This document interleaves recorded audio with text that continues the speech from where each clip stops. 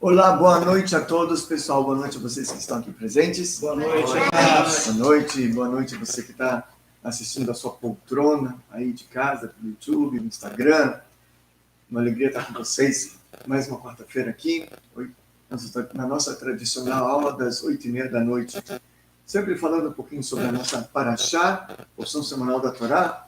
E hoje temos um assunto muito interessante dentro da Parashá, que é um assunto que a maioria das pessoas fica preocupado com esse assunto, né? Como ganhar dinheiro. As pessoas têm compromissos, precisam sobreviver.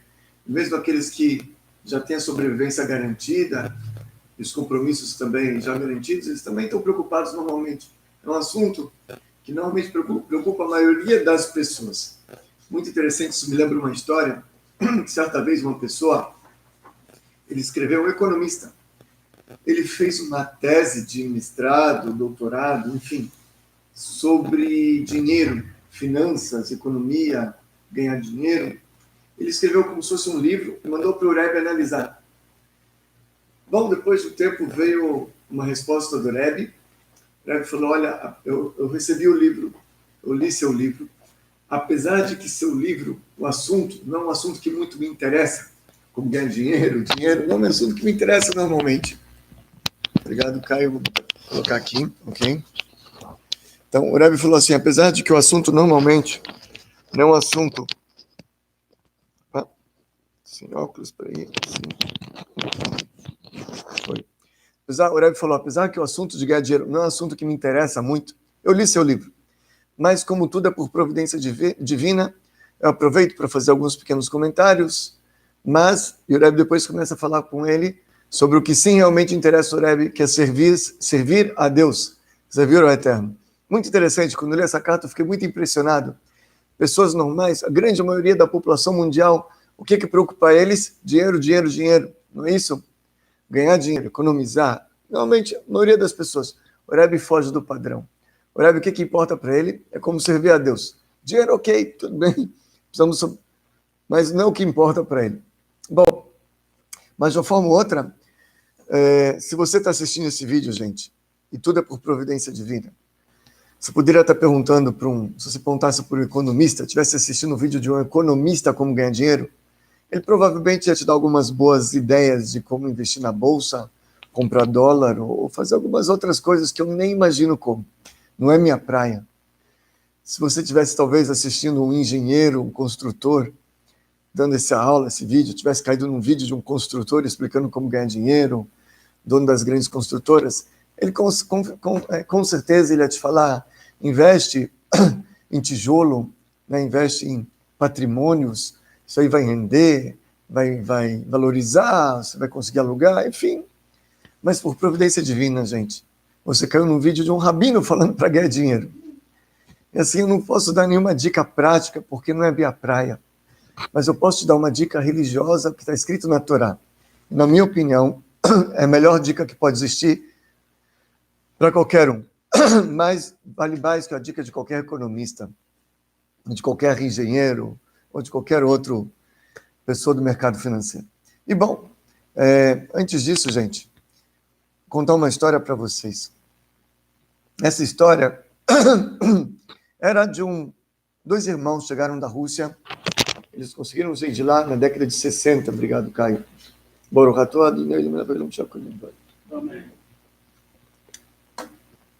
Foram para os Estados Unidos, Nova York. Eles eram dois Hassidim, Chabad. Um deles, o nome dele era David, ele se estabeleceu em Connecticut. Connecticut não é longe de Nova York, é uma outra cidade, estado. E ele lá abriu uma pequena fábrica de têxtil. Um irmão abriu uma fábrica de plástico e o David abriu de têxtil. Se não falha a memória, o David abriu de têxtil. E eles estavam, os dois eles estavam... Deixa eu colocar aqui. Desculpa.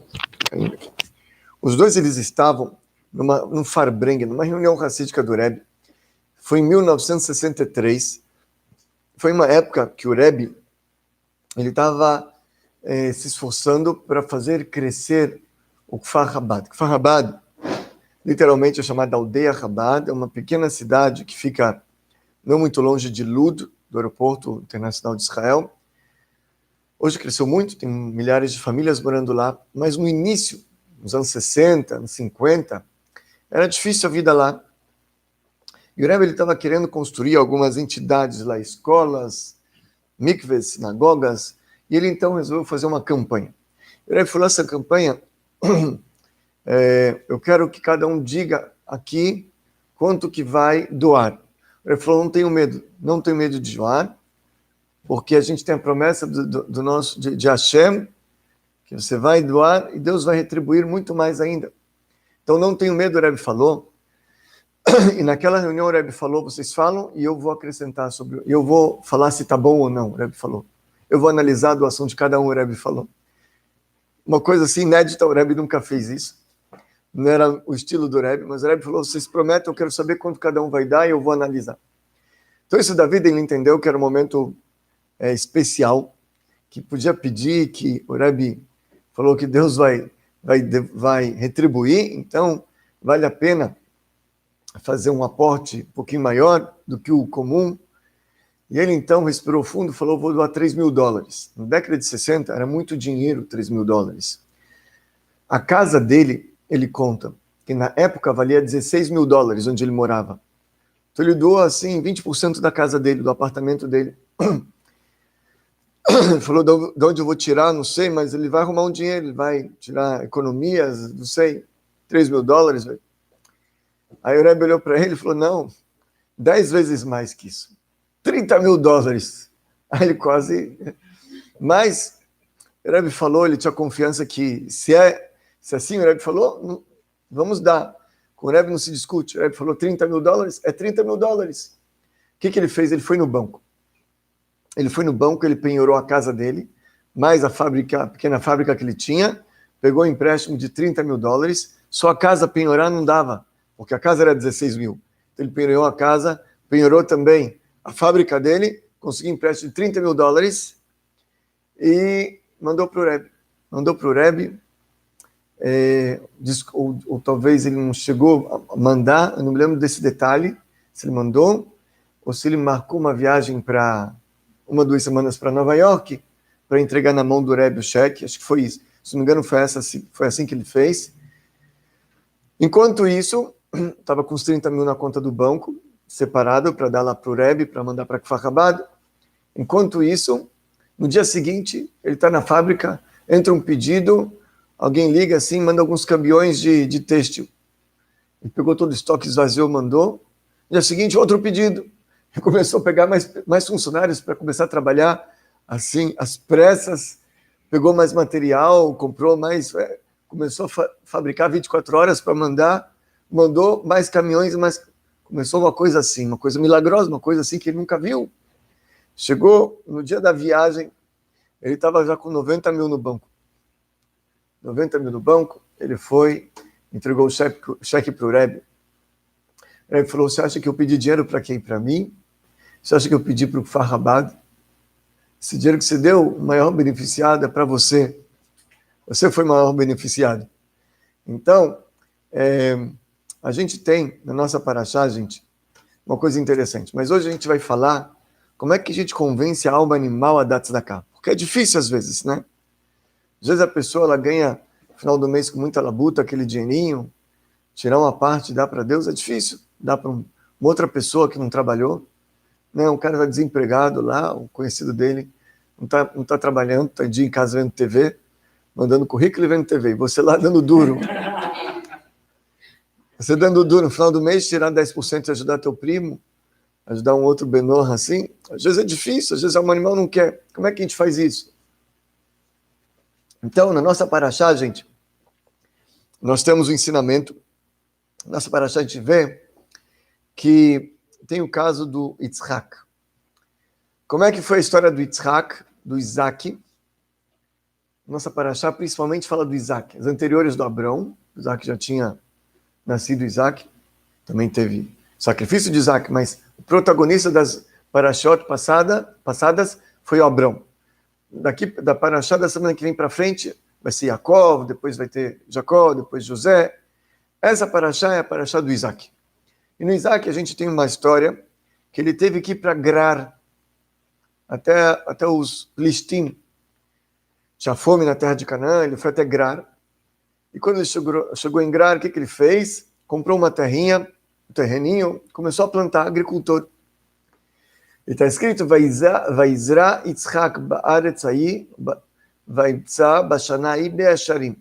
E plantou Isaac naquela terra, naquela terra naquele ano, encontrou 100 porções. Como assim 100 porções? Explica os comentaristas que ele ganhou 100 vezes mais do que era o de se esperar. Porque primeiro, aquela terra, por que a Torá ela frisa que foi naquela terra que ele plantou? Porque naquela terra era uma terra árida, uma terra ruim. Naquele ano, porque naquele ano, frisa a Torá, foi um ano de estiagem, um ano seco, e mesmo assim o Isaac conseguiu 100 vezes mais do que o esperado. Ok, muito bem. Por que ele conseguiu 100 vezes mais? Por que 100 porções? De onde vem esse número? Então fala a Torá, o Isaac contou. Ele fez a conta certinho do quanto que ele plantou, quanto que era esperado, quanto que ele lucrou. Por que ele foi contar? Os sábios até falam, tem um ditado que diz, Eina braha shorá, ela bedavar asamuim na'ain, que aonde que a bênção paira, em algo que o olho não vê. Então, se ele não está batendo o olho tanto ali, aquilo cresce mais. Ele foi contar exatamente. Então isso limita a bênção. Por que ele fez toda essa conta aí? Explica os sábios, que essa conta que ele fez foi para estimar o dízimo. Ele queria dar o dízimo, então ele fez contas, ele queria dar o dízimo. Ok. E assim também, quando Maimônides, ele traz, no final do livro dele, do Yad HaZaká, no Mishneh Torah, ele traz no último livro, você tem as leis de reis, e no início do capítulo 9 e 10 basicamente são leis de Bnei Noach. Capítulo 8 tem um pouco também, e o 9 e 10 é basicamente leis de Bnei Noach, 11 e 12, que são os dois últimos capítulos do livro Mishneh Torah do Maimônides, fala sobre o Mashiach. Interessante, o Rebbe, inclusive, ele fala que o Maimônides, a ordem que ele colocou as leis também é uma ordem precisa, e o fato que ele colocou leis de Bnei Noach justamente antes das leis de Mashiach indica que Maimônides via uma conexão direta entre Bnei Noach e Mashiach, que antes do vir Mashiach tinha o refinamento dos Bnei Noach, último passo antes da vinda e da revelação do Mashiach. Mas de uma forma ou outra ele começa essa lei dos Bnei Noach contando uma história. Ele fala que Adão foi ordenado a cumprir 6 mandamentos. Veio Noé, Deus acrescentou o 7º mandamento para Noé, que é não comer um órgão de animal vivo. Tem discussão aqui entre os legisladores, Tosfot, Maimônides, alguns argumentam que não, que o Adão já tinha 7, ele não podia comer um órgão de um animal vivo, ele não podia matar um animal. Alguns argumentam que o Adão ele era herbívoro, não podia comer carne. Então, Tosfot ele argumenta que não, que ele não podia matar para comer, mas se morria sozinho ele podia comer. Ok? É tipo assim, Adão conversava com os animais, imagina ele tomar um café com a vaca e de noite jantar ela. Também não dava. Então, Deus proibiu ele comer carne, mas se ela morreu, aí podia comer. Isso é uma opinião que tem. E que ele, então, já foi ordenado a não comer um órgão de animal vivo. Se o órgão caísse ou fosse amputado, por exemplo, enquanto o animal está vivo, o Adão não podia comer. Mas, de uma forma ou outra, de acordo com a visão do Maimônides, é que Adão foi ordenado 6, veio Noé, Deus acrescentou a 7ª lei, que é não comer um órgão de animal vivo. Depois veio Abrão, fala o Maimônides que ele acrescentou a mitzvah de Brit Milá. Veio Isaac, e ele acrescentou a mitzvah do dízimo.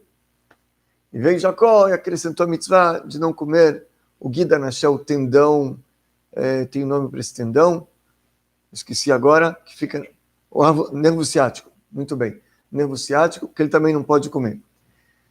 Da onde a gente vê que, Abrão, é claro, foi ordenado a fazer o Brit Milá, circuncisão. Isaac, da onde a gente aprende que Isaac tirou o dízimo? Da nossa paraxá, como a gente acabou de ver, que ele conseguiu 100 vezes mais, porque, aliás, de onde ele contou esse 100? Porque ele queria dar o dízimo. Ok. Aqui o Rebbe, gente, ele faz uma pergunta interessante. O que o Rebbe fala? O Rebbe fala assim, gente, sobre Abrão, está escrito que ele deu o dízimo. Vocês se lembram onde ele deu o dízimo, gente? Pessoal, pode falar aí, pessoal de casa. Melquisedeque. Oh, muito bem. Melquisedeque. Como é que fala Melquisedeque em português? Melquisedeque. Melquisedeque. É isso aí. Então, Abrão, ele deu o dízimo para Melquisedeque, rei de Shalem. Quem era esse cara? E em que circunstâncias isso aconteceu? Foi quando teve a guerra, Sodoma e Gomorra, contra 4 reis. Vieram 4 reis lá da Babilônia, guerrearam lá em Israel contra 5 reis, Sodoma, Gomorra, Admat, Zvoim e Tzor. Os 4 reis venceram os 5. Só que eles capturaram o Ló, sobrinho de Abrão. Abrão, então, pegou o escravo dele, que era o Eliezer, e os dois saíram correndo atrás desses 4 reis, ganharam a guerra contra esses 4 reis, pegaram muitos despojos de guerra, voltaram com muito despojo de guerra, e aí veio saudá-lo quem? Melquisedeque, rei de Shalem. Quem era Melquisedeque? Diz o Midrash que era o Sem, filho de Noé. E o que é rei de Shalem? Que cidade é Shalem? Jerusalém. Ele era rei de Jerusalém já. O Sem, filho de Noé. E aí ele pegou e deu, vai ter no Maser Mikol, deu o dízimo para ele de tudo que ele tinha. Tudo que ele tinha, deu o dízimo para o Sem, que era o sacerdote naquela época. Ok. Então daí a gente viu, está escrito na Torá, que Abraão deu dízimo. Isaac está escrito na Torá que deu dízimo? Não. Tem uma indicação para isso, que ele contou, teve 100 porções a mais. Mas por que ele contou? Aí vem os sábios me explicar que foi para dar o dízimo. Mas ele próprio não deu dízimo. Na Torá mesmo não está escrito que ele deu, correto? Jacó depois está escrito que ele prometeu dar o dízimo para Deus. Aonde? Quando ele saiu, fugindo do irmão, para ir para a casa do sogro, ele dormiu no Aramoriá, no monte do templo, viu aquela escada subindo e descendo. Quando ele acordou, ele botou lá uma matzeivá, tem dificuldade às vezes no português, gente, vocês me desculpem. Botou lá um monumento. E aí ele prometeu para Deus, se você me der, se Deus me der, falou para Deus, se você me der lechem lechol, pão para comer e roupa para vestir, veshavti beshalom el beit avi, e se eu voltar são e salvo para a casa do meu pai, kol asher titeni aser asrei no lar, tudo que o Senhor me der, tudo que o Senhor me abençoar, dizimarei para vós, para o Senhor. Então ele prometeu, Jacó prometeu dizimarei. Fala os sábios, inclusive, por que ele usou essa linguagem dupla, dizimareis? Porque ele prometeu 20%, 2 dízimos. Dizimareis. Tudo que eu receber, vou dar 2 dízimos, e assim realmente ensinaram nossos sábios que aquele normal, 10%, né? Aquele intermediário 15%, e aquele que é um bom, generoso, ele dá 20%, aprende do Jacó. Mas de uma forma ou outra, por que Maimônides, quando ele vai falar do dízimo, ele não fala de Abrão?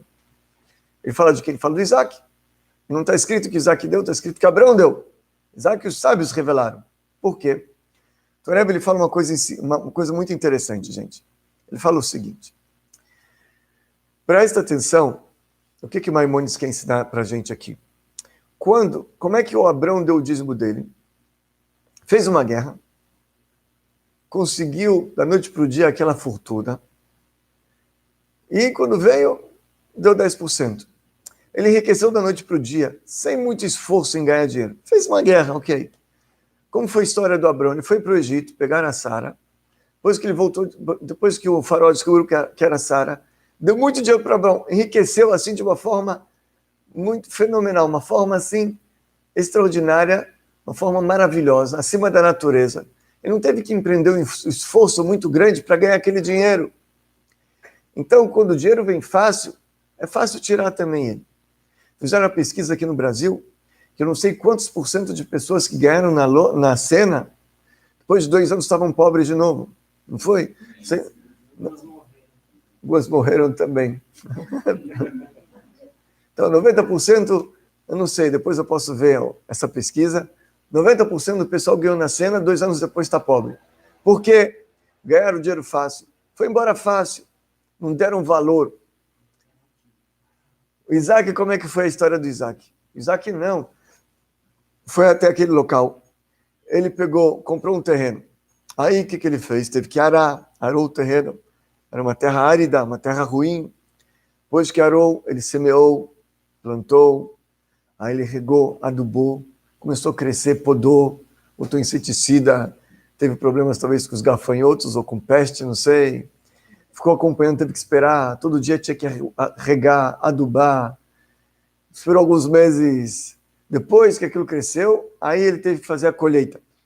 Então, meu amigo, para chegar na colheita e para ter lá um monte da colheita lá, para ver quanto que ele ganhou, fazer a conta, ele passou alguns meses trabalhando, acordava cedo, de manhã cedo, porque ao meio-dia o sol é quente para ficar na roça, ele teve que madrugar, deu duro. Depois que deu duro para tirar esse dinheiro, é mais difícil. Depois que a pessoa ganha dinheiro no final do mês, ganhou R$1.000.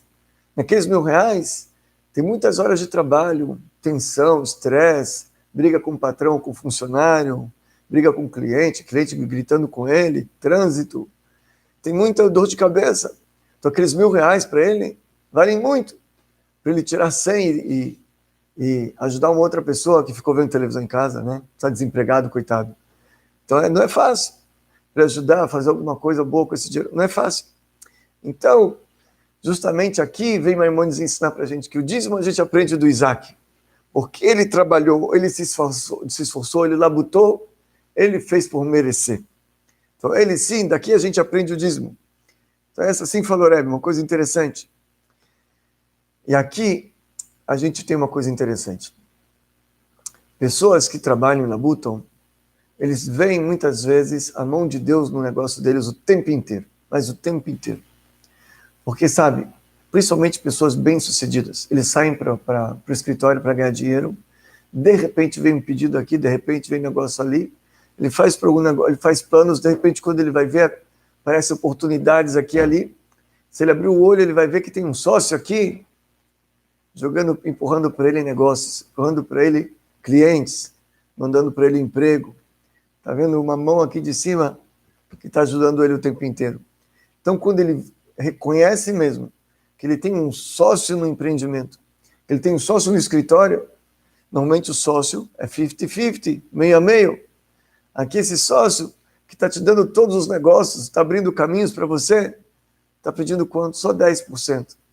Quando a pessoa reconhecer isso, 10% é fácil tirar, não é 50%, 10% fica fácil, não é? Então, mas isso a gente precisa ter essa consciência, de que a gente tem um sócio no nosso negócio. As leis de dízimo acompanham leis de sócio, como se fosse um sócio no nosso negócio. E essa é uma ideia. Tem uma outra ideia, a gente já falou aqui nessas aulas, mas é interessante a gente repetir. Quem escreveu isso foi o Alshir. Orahaim Akadosh também fala a mesma coisa. E outros comentaristas, que eles falam o seguinte, e Deus, ele podia dar para todo mundo dinheiro, fazer todo mundo classe média, ou todo mundo rico. Por que Deus fez ricos e pobres? Não é mesmo? Para ele é muito fácil criar todo mundo rico, criar todo mundo classe média. Por que para aquele ele deu dinheiro e para aquele não? Ele comanda tudo. Então a verdade é o seguinte, Deus fez isso, falou Alshir, para dar oportunidade para o rico ajudar o pobre. Para dar oportunidade daquele que recebe o dinheiro ajudar aquele que precisa. E isso é um grande mérito. Está escrito inclusive na lei, que até mesmo um pobre, que ele recebe caridade, ele também tem que dar o dízimo dele. Ele recebeu caridade R$100 por mês, separa 10 e dá para o amigo. Por quê? Porque tzedakah, gente, não é obrigação somente. Mais que obrigação é um grande mérito. Por que você vai penalizar o pobre, coitado, de fazer essa mitzvah? Então, falo que o pobre também tem que dar. Mas, falo Alshir, que Deus, ele busca, ele precisa ajudar os pobres, ele precisa ajudar as pessoas que não têm. Ele precisa ajudar os órfãos e viúvas, ele precisa ajudar aqueles que vivem da tzedakah. Então, o que ele faz? Ele dá o dinheiro do pobre, dá um pouquinho a mais para outras pessoas, e essas pessoas têm que repassar. Eu me lembro, tem uma história de um rabino, não é na minha época, mas bem antes, década de 60 talvez, 70 talvez, enfim. Ele era um rabino de uma yeshiva que ficava em Lud, onde tem o aeroporto de Israel, e como eu falei, fica perto de Kfar Rabad. Kfar Rabad é uma aldeia Rabad, onde só tem Rabad morando lá, e abriram uma yeshiva a 20 minutos de lá, nessa cidade de Lud. E a yeshiva, a escola dos rapazes, estava passando muitas dificuldades. Atrasou o salário dos professores, fornecedores, enfim. Então o rabino de lá, levaram ele até Kfar Rabad, para ele fazer uma campanha, um pedido para o pessoal ajudar. E era um rabino muito respeitado, todo mundo respeitava ele, era um rabino um educador muito bom. Então, quando ele foi na sinagoga, a sinagoga estava cheia de gente, pediram para aquela tarde todo mundo vir, que o rabino quer falar umas coisas importantes. Só que esse rabino, ele não era diplomático, ele não era um diplomata, ele não era um político, ele era um rabino assim que ele entendia de Torá, de educação, um rabino verdadeiro, mas verdadeiro até até o calcanhar dele, até a unha esquerda lá, até o dedinho mindinho. Ele não sabia política, ele não entendia de política. Então, o Gabai lá, o tesoureiro da sinagoga, o representante lá, bateu na mesa e falou: gente, por favor, silêncio. O grande rabino Shaul Brook quer falar as palavras. Ele sobe lá em cima, ele bate na mesa, ele olha para todo mundo e falou: Ganuvim, seus ladrões! Cadê o dinheiro da yeshiva, seus ladrões? Porque ele está certo. O dinheiro da yeshiva está no bolso deles. Deu o dinheiro da yeshiva no bolso deles. E eles estão comprando iguarias para Shabbat e a yeshiva está passando fome. Então, seus ladrões! Cadê o dinheiro da yeshiva? Ele gritou. Eu não sei se ele foi bem sucedido na campanha ou não, mas ele falou a verdade para os caras, isso sim. Bom, de uma forma ou outra, Deus, ele procura, então, fiéis depositários. Assim falou Alcher. Quando ele vê uma pessoa que ele está depositando na conta dele, ele está repassando, então ele falou: eu tenho que sustentar aqui muita gente na cidade, deixa eu botar aqui, que aqui é um bom canal. No momento que a pessoa ela para de ajudar, então Deus, preciso procurar um outro canal, então. Aí vai por aqui, vai por lá. Deus tem muitos caminhos. Então, assim a gente sabe que isso é uma promessa de Deus. A única mitzvah que você pode testar Deus é essa. Deus falou, o Bachanuni na Bezot. Por favor, me teste nisso. Ele pede, por favor, me teste. Então, a pessoa testa, Deus ele pode retribuir. Deus ele vai com certeza retribuir, gente. Então, assim fala o Alshi fala, quando está escrito lá na mitzvah de Tzedakah, quando a Torá fala de Tzedakah, o que o Alshi fala? Está escrito assim: Naton titen lo, pator tiftach et yadecha leachicha evion. Darás para ele, abrirás tua mão para o teu irmão, o pobre. Por que a Torá fala, diz o Alshi, pator tiftach, abrirás, darás. Então, o Alshi Hakadosh, ele fala o seguinte, ele fala, darás significa que aquilo que Deus dá para você, darás. Deus, ele dá para você dar. Pator, Deus te abriu o canal, abrirás também. Então, assim ele fala, por isso que a Torá vem nos ensinar. Quando Deus dá, você transmite. Isso vai ser um canal. Isso vai ser um canal para beneficiar outras pessoas. Então, esses são os conselhos para ganhar dinheiro que um rabino pode dar. Não vou falar para você investir em lugar nenhum. O melhor investimento que você tem é a tzedakah. Você bota nisso, gente, vai acontecer, vai aparecer, o negócio vai dar certo. Pode ter certeza, porque isso é uma promessa de Hashem.